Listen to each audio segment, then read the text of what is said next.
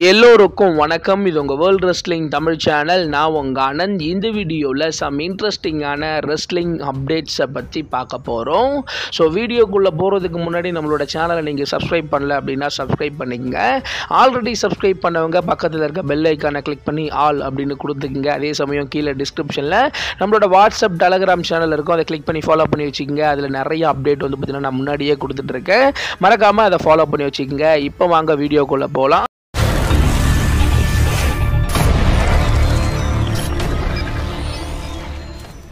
So first வந்து பார்த்தீங்கன்னா ஏஇடபிள்யூலேருந்து நிறைய சூப்பர் ஸ்டார்ஸ் டபிள்யூக்கு வந்துக்கிட்டே இருக்காங்க.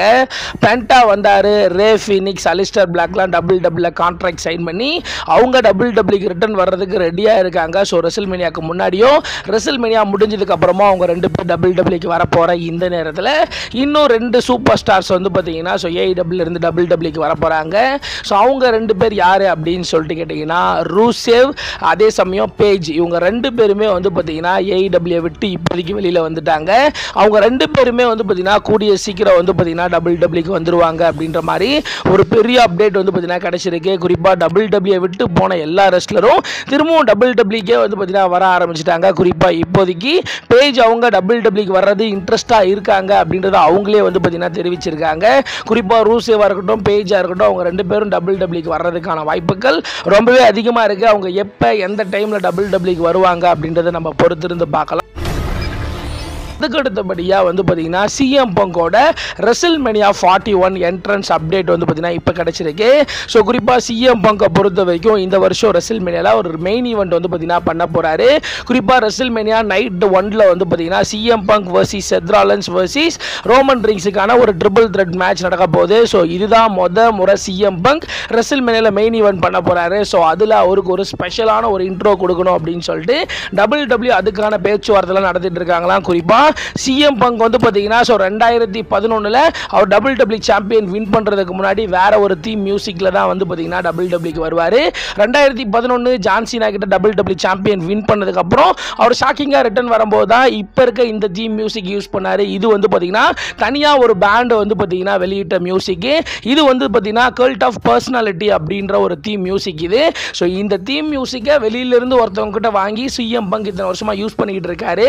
ஸோ அதே சமயம் வந்து பார்த்தீங்கன்னா யார் இந்த மியூசிக்கை பாடினாங்களோ அவங்களே வந்து பார்த்தீங்கன்னா அந்த பேண்டே வந்து ரெசில்மேனியாவில் வந்து பார்த்தீங்கன்னா ஸோ இந்த தீம் மியூசிக்கை பாடி அவர் ஒரு பயங்கரமான ஒரு விமர்சையான ஒரு என்ட்ரன்ஸாக அவருக்கு கொடுக்க போகிறாங்க அப்படின்ற ஒரு பெரிய அப்டேட் கிடச்சிருக்கு. ஸோ சிஎம் பங்க் கிட்டத்தட்ட அவரோட பல வருஷ ஆசை இது ரெசில்மேனியாவில் மெயின் ஈவெண்ட் பண்ணணும் அப்படின்றது.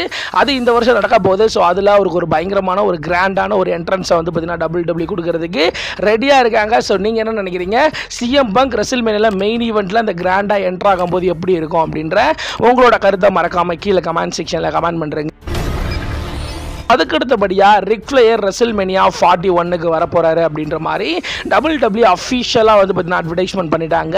குறிப்பாக ரிக் ஃப்ளேயரை பொறுத்த வரைக்கும் வந்து பார்த்தீங்கன்னா ஒரு பக்கம் ஜான்சினா கோடி ரோட்ஸோட மேட்ச்சில் ரிக் ஃப்ளேயரெல்லாம் உள்ளே இழுக்கிறாங்க. ஏன்னா ரிக் ஃப்ளேயர் 16 டைம் சாம்பியன், ஜான்சினாவும் 16 டைம் சாம்பியன். ஜான்சினா போன வாரம் ரால கூட வந்து பார்த்தீங்கன்னா ஸோ ஒரு 16 டைம் சாம்பியன் அப்படின்னு சொல்லிட்டு அந்த கேல்ட்டு பையனோட என்னையும் சேர்த்து வச்சு பேசுறீங்க. ஆனால் ரெசில்மேனியாக்கு அப்புறம் வந்து பார்த்தீங்கன்னா அவனெல்லாம் மறந்துடுவீங்க, 17 டைம் சாம்பியனாக நான் தான் இருப்பேன் அப்படின்ற மாதிரி சொன்னாரு. ஸோ அந்த வகையில் வந்து பார்த்தீங்கன்னா ரிக் ஃப்ளேயரும் அதுக்கு நிறைய ரிப்ளை எல்லாம் கொடுத்திருந்தாரு. மேபி ரிக் ஃப்ளேயர் வந்தீங்கன்னா கோடி ரோட்ஸுக்கு சப்போர்ட் பண்ணுவார் அப்படின்ற ஒரு எதிர்பார்ப்பு இருந்தாலும் இந்த நேரத்தில் வந்து பார்த்தீங்கன்னா ரிக் ஃப்ளேயர் ரெசில்மேனியா 41 இருப்பார் அப்படின்ற மாதிரி ஸோ அஃபிஷியலாக டபிள்யூ அட்வர்டைஸ்மெண்ட் பண்ணிட்டு இருக்காங்க. மேபி இதெல்லாம் பார்க்கும்போது ஜான்சினா 17 டைம் சாம்பியன் ஆயிடுவாரோ அப்படின்ற மாதிரி வந்து பார்த்தீங்கன்னா எதிர்பார்க்கப்படுது. ஸோ நீங்கள் என்ன நினைக்கிறீங்க? ரிக் ஃப்ளேயர் ஸோ ரெசில்மேனியா 41 வந்தால் எப்படி இருக்கும்? ஸோ அவர் வந்து என்ன பண்ணால் நல்லா இருக்கும் அப்படின்றத மறக்காம கீழே வந்து பார்த்தீங்கன்னா கமெண்ட் செக்ஷன் கமெண்ட் பண்றீங்க. அதுக்கு அடுத்தபடியாக ஜே ஊசோ வர்சஸ் குந்தரோட வேர்ல்ட் ஹெவிவெயிட் சாம்பியன்ஷிப் மேட்சுக்கான எதிர்பார்ப்பு ரொம்ப மோசமாக போய்கிட்டு இருக்கு. குறிப்பாக டபிள்யூ என்ன பண்ணுறதுனே தெரியாமல் J Uso Royal rumble win பண்ண வச்சு ஸோ கிட்டத்தட்ட ராயல் ரம்பல்லேருந்து இப்போ வரைக்கும் வந்து பார்த்தீங்கன்னா கிட்டத்தட்ட இந்த ஒரு 2-2.5 மாதமாக அந்த ஸ்டோரி இல்லைன்னா அவங்களால எவ்வளோ இழுக்க முடியுமோ ஜவ்வாக இழுத்துட்டு இருக்காங்க. ஒவ்வொரு வாரமும் குந்தர் வராரு, ஜே ஊசோ அடிக்கிறாரு, ஜே ஊசோ குந்தர் அடிக்கிறாரு. ஸோ என்ன பண்ணுறதுனே தெரியாமல் ஒரு கட்டத்துக்கு மேலே ஃபேன்ஸுங்களே காண்டாகி ஏன்டா இந்த மேட்சை வைக்க வைக்கிறீங்க அப்படின்ற மாதிரி கடுப்பாயிட்டாங்க. ஸோ ஜே ஊசோவுக்கு பயங்கரமாக ஃபேன்ஸுங்க வந்து பார்த்தீங்கன்னா ஹேட் பண்ண ஆரம்பிச்சிட்டாங்க. ஸோ அதனால வந்து பார்த்தீங்கன்னா WWE இப்போ இந்த ஸ்டோரியில் என்ன வேற மாதிரி கொண்டு போகிறாங்களாம். குறிப்பாக 2-3 வாரமாக வந்து பார்த்தீங்கன்னா ஜே ஊசோ வந்து பார்த்தீங்கன்னா மேட்ச்சில் தப்பு பண்ணுற மாதிரியும் அவர் தடுமாறுற மாதிரியும் வந்து பார்த்தீங்கன்னா காமிச்சிருப்பாங்க. இது முழுக்க வந்து பார்த்தீங்கன்னா WWE பண்ணுற ஸ்கிரிப்ட் அப்படின்ற மாதிரி சொல்லப்படுது. ஸோ இந்த வாரம் ரால கூட வந்து பார்த்தீங்கன்னா ஜே ஊசோ ஸ்பியர் போட வரும்போது தடுக்கிற மாதிரி கீழே விழுற மாதிரியும் ஸோ அந்த சமயத்தை பயன்படுத்தி குந்தர் அவர் அடிக்கிற மாதிரிலாம் காமிச்சிருப்பாங்க.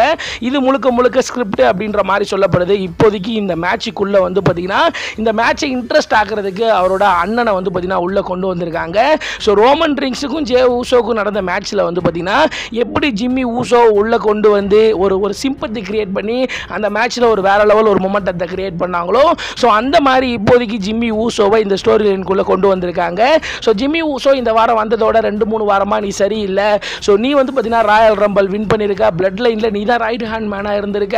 ஸோ நீ வந்து பார்த்தீங்கன்னா டிசர்வான ஆள் தான், நீ ஏன் கன்ஃபியூஷனாகவே இருக்க அப்படின்ற மாதிரிலாம் கேட்டிருப்பாரு. அதுக்கு ஜே ஊசோ எனக்கே பயமாக இருக்கு, ஸோ எனக்கு ஜெயிக்கணும்னு ஆசை தான், ஆனால் எல்லா முறையும் நான் அவங்ககிட்ட தோத்துட்டே இருந்திருக்கேன், இந்த முறையும் ஜெயிப்பேனான்னு எனக்கு தெரில அப்படின்ற மாதிரி.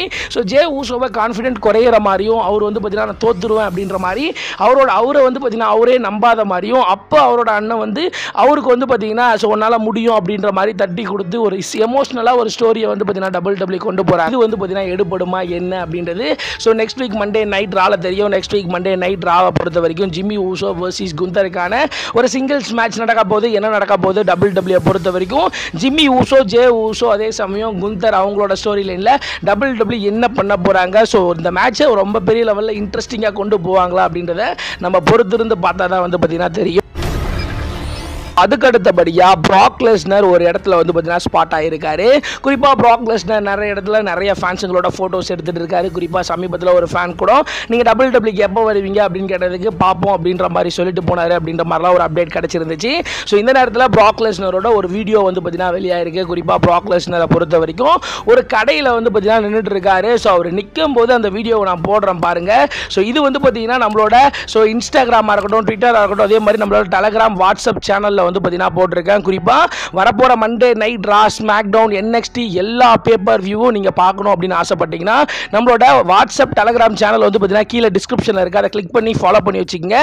குறிப்பாக இந்த வாரம் ரா, ஸ்மாக் டவுன், NXT எல்லாமே வந்து பார்த்தீங்கன்னா நான் அதில் போட்டிருக்கேன். நீங்கள் ஈஸியாக டவுன்லோட் பண்ணி பார்க்கலாம். குறிப்பாக அடுத்த வாரம் ராலாம் டிவியில் ஓடாது.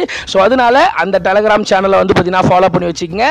அதில் வந்து பார்த்தீங்கன்னா நான் எல்லா ரா, ஸ்மாக் டவுன், NXT குறிப்பாக எல்லா ஷோவும் வந்து பார்த்தீங்கன்னா அப்லோட் பண்ணுறேன். ஸோ மறக்காமல் நீங்கள் டவுன்லோட் பண்ணி வந்து பார்த்தீங்கன்னா பார்த்துக்கலாம். ஸோ அதில் அந்த வீடியோவும் போட்டிருக்கேன், அந்த ப்ராக் லெஸ்னரோட அந்த வீடியோவும் வந்து பார்த்தீங்கன்னா போட்டிருக்கேன். ஸோ இந்த வீடியோவில் முடிஞ்சு ஆட் பண்ணுறேன், ஏன்னா காப்பிரைட் இஷ்யூஸ் வரும். ஸோ அதனால ப்ராக் லெஸ்னர் வந்து பார்த்தீங்கன்னா அங்கே ஒரு கடையில் வந்து பார்த்தீங்கன்னா நின்றுட்டு இருக்காரு. அந்த தீம் மியூசிக் போட்ட உடனே அவர் வந்து பார்த்தீங்கன்னா ஸோ எப்படி அந்த ஒரு ரெஸ்லராக எப்படி அவர் இருப்பாரோ அந்த மாதிரி தான் வெளியில இருக்காரு.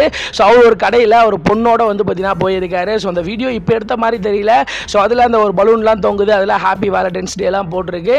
ஸோ மேபி வந்து பார்த்தீங்கன்னா அது போன மாதம் எடுத்த வீடியோவாக இருக்கலாம் அப்படின்ற மாதிரி சொல்லப்படுது.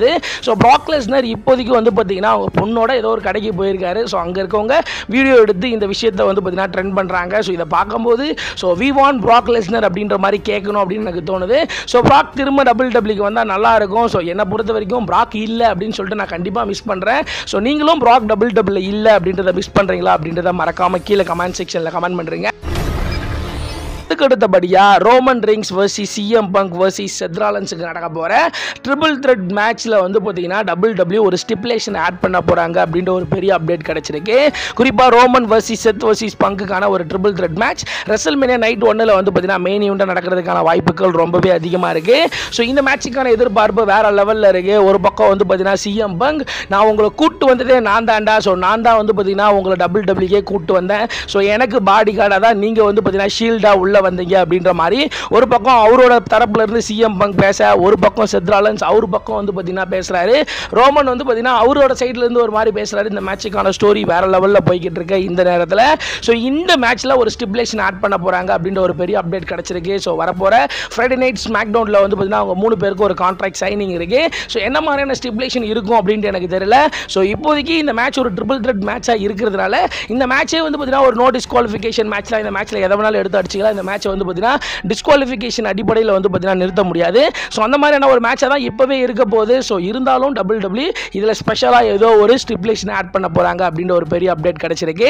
ஸோ நீங்கள் என்ன நினைக்கிறீங்க? Seth Rollins vs CM Punk vs Roman ரிங்ஸோட மேட்ச் ஒரு ட்ரிபிள் த்ரெட் மேட்சாக மட்டும் நடந்தால் நல்லா இருக்குமா, இல்லை இதில் ஏதாவது ஒரு ஸ்டிப்புலேஷன் ஆட் பண்ணால் நல்லா இருக்குமா அப்படின்ற உங்களோட கருத்தை மறக்காம கீழே கமெண்ட் செக்ஷனில் கமெண்ட் பண்ணுறீங்க. ஸோ இந்த ஒரு வீடியோ உங்களுக்கு பிடிச்சிருந்துச்சு அப்படின்னா லைக் பண்ணுங்கள், ஷேர் பண்ணுங்கள், மறக்காம சப்ஸ்கிரைப் பண்ணுங்கள். அப்படியே டிஸ்கிரிப்ஷன் நம்மளுடைய ஃபேஸ்புக், ட்விட்டர், இன்ஸ்டாகிராமோட பேஜ் இருக்கிறத கிளிக் பண்ணி ஃபாலோ பண்ணி வச்சுக்கோங்க. அடுத்து ஒரு நல்ல வீடியோவில் நான் உங்களை சந்திக்கிறேன்.